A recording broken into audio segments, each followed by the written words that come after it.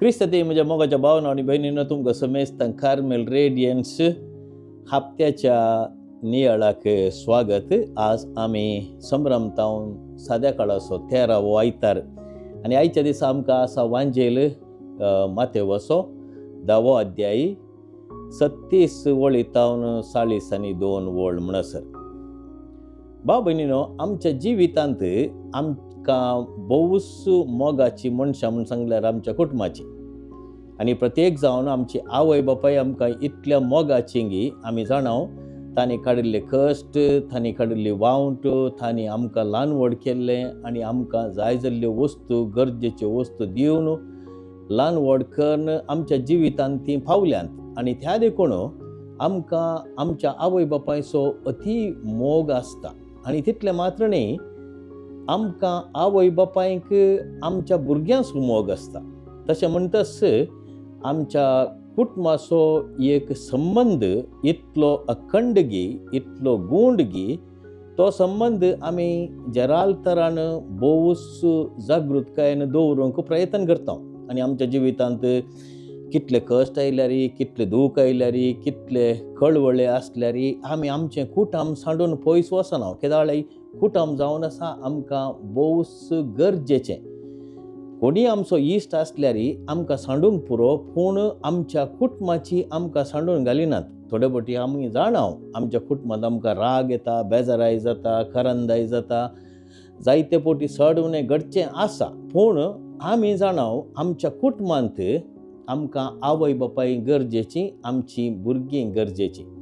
पूण आयच्या वांजेलांत आमकां एक विशेष संगत जेजू सांगता आनी ती संगत जावन आसा. जेजू कितें सांगता, तूं जर तर तुज्या बापायचो, आवयचो, भुरग्यांचो चड मोग करताय, म्हज्या प्रचड मोग करताय, तूं म्हजो फाटलावदार जावंक फावो न्हय म्हणून.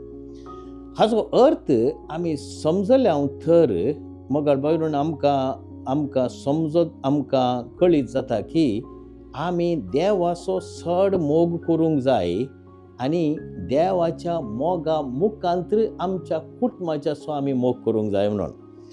आतां जेजून सांगिल्लीं उतरां, म्हजे वर्ण चड आपल्या बापायचो, आवयचो मोग करता तो म्हजो शिश्य जावंक योग्य न्हय. म्हजे वरणी चड आपल्या पुताचो वा धुवेचो मोग करता तो म्हजो शिश्य जावंक योग्य न्हय. आनी उपरांत कितें सांगता जेजू, आपलो कुरीस घेवन म्हज्या मेटांनी चलना तो म्हजो शिश्य जावंक योग्य न्हय. ह्यो तिनूय संगती, आवय बापाय, पूत, धूव आनी कुरीस आमच्या जिवितांत गरजेचे म्हणयत. कित्याक म्हूण सांगल्यार आमी जर तर कुटुंबांत जियेता, आमच्या आवय बापाय मुखांतर जावं दी, भुरग्यां मुखांतर जावं दी, आमकां कुरीस मेळटात. पूण असो अर्थ समजले तर जेजू मुखांतर आमी हेरांचो मोग करूंक शिकल्यार मात्र आमचो मोग नितळ म्हणयत. नातल्यार आमच्या जिवितांत स्वार्थपण सडता आनी ह्या स्वार्था मुखांतर आमी आमच्या भुरग्यांचो आनी आवय बापायचो मोग करता. हाका कारण कसलें? असो कसलो स्वार्थ हो? आमी चिंता आमच्या आवय बापायनी जिवंत उरोंक जाय, लांब आवक तांकां मेळोंक जाय, तांणी आमकां आमच्यो गरजो पळोवंक जाय, आमच्या जिवितांत तांणी पावोंक जाय, आमच्या जिवितांत तांणी धादोसकाय हाडूंक जाय आनी तांणी बरें केलां त्या देखून आमी बरें करूंक आशेता. पूण जाल्यार आमच्या जिवितांत चड आनी चड बरेंपण आमकां आमच्या आवय बापाय तावन मेळोंकूच जाय म्हणून. आनी अशें म्हणटा आसतना थंयसर एका रितीचो स्वार्थ आसा म्हूण जालें. आनी आमच्या भुरग्यांचो जाल्यार आमी मोग करता कित्याक भुरगीं व्हड जावंक जाय, तांणी कामाक पावोंक जाय, तांणी व्हडल्या हुद्द्यार आसूंक जाय आनी उपरांत तांणी आमकां पोसोवंक जाय, आमच्या उतरप्रायेचेर आमचेर तांणी निगा दवरूंक जाय आनी आमकां सांबाळूंक जाय, आमकां जाय जाल्लें तांणी आमकां दिवंक जाय म्हणून. हो जावन आसा एका रितीचो स्वार्थ मोग.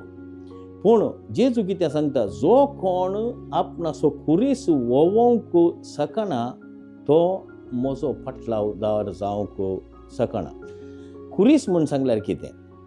कुरीस आमी जाणाव जेजूच्या तत्वां प्रकार चलचें, जेजूच्या आपोवड्या मुखांतर आमी चलचें, जेजून दिल्ल्या इशाऱ्या प्रकार चलचें, जेजूच्या त्या संदेशा प्रकार चलचें म्हूण सांगल्यार जेजू संगी आमी जेजूचो कुरीस वोवून व्हरचो.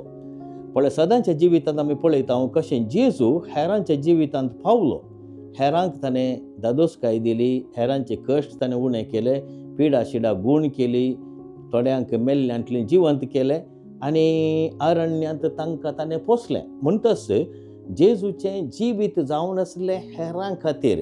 केदळा आमचें जिवीत हेरां खातीर आमी जियेता, स्वार्थ सोडून तसलो मोग आमी जर तर आमच्या जिवितांत आसा करूंक प्रयत्न करता, तवळ हें उतर आमकां लागू जाता.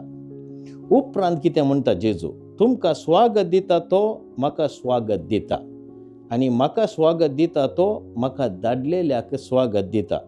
प्रावाद्याक तो प्रावादी देखून स्वागत दिता ताका प्रावाद्याचो प्रतिफळ मेळटलो. आनी निमाण्या ह्या वाक्यांत एक विशेष संगत जेजू सांगता.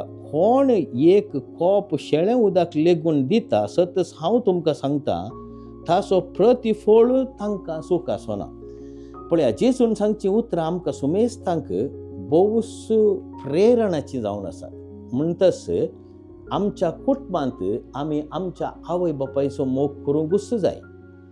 आनी पोरण्या तस्तामेंतांत जावं दी, सिराकाच्या पुस्तकांत 9व्या अध्यायांत आमकां सारक्या रितीन कळीत केलां, कोण आपल्या आवयचो बापायचो मोग करता तांची पातकां हांव बक्षितलो आनी तांच्या जिवितांत धादोसकाय आनी दाराळ धन दिर्वें मेळटलें म्हणून.